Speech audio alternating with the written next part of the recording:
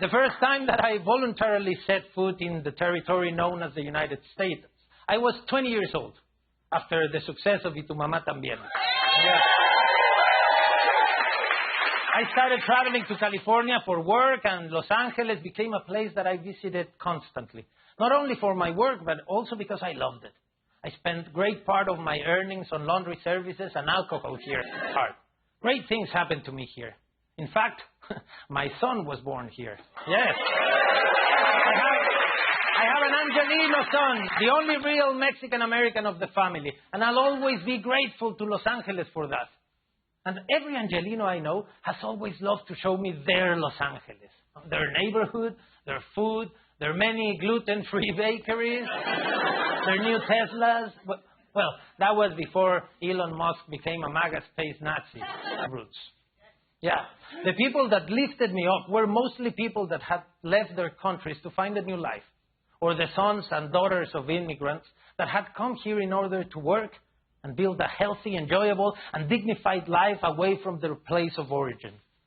A movement of that scale, that's not natural. Not unless something is very, very wrong in the place you're coming from. Nobody leaves their land if it's not because their survival depends on it. Yeah.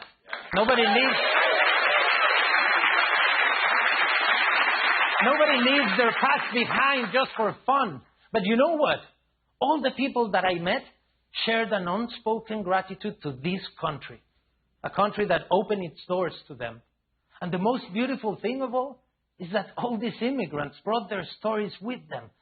They brought their loyalties, their love, their traditions, always with the openness to adopt new ones, to grow, and to complement each other in this vast cultural exchange. The point is that Los Angeles is interesting and admirable precisely because of the cultural exchange.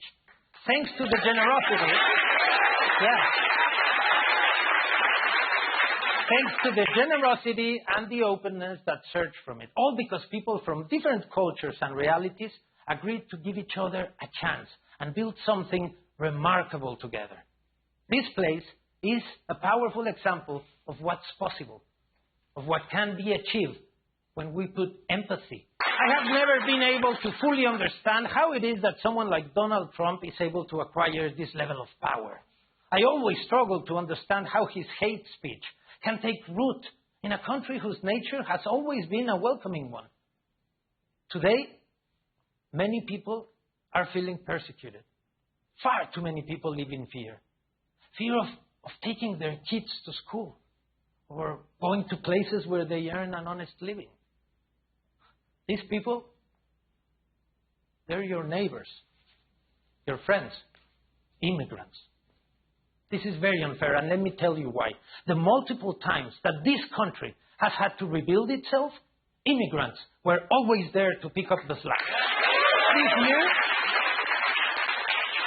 when LA burned, immigrants, workers, risked their lives to stop the flames. They are the ones who build this country. They feed it. They nurture and teach its children. They care for the elderly. They work in construction, hospitality. They run kitchens. They're technicians, merchants, athletes, drivers, farmers. They pay a lot of taxes, a lot of them, with their jobs. Papers or no papers.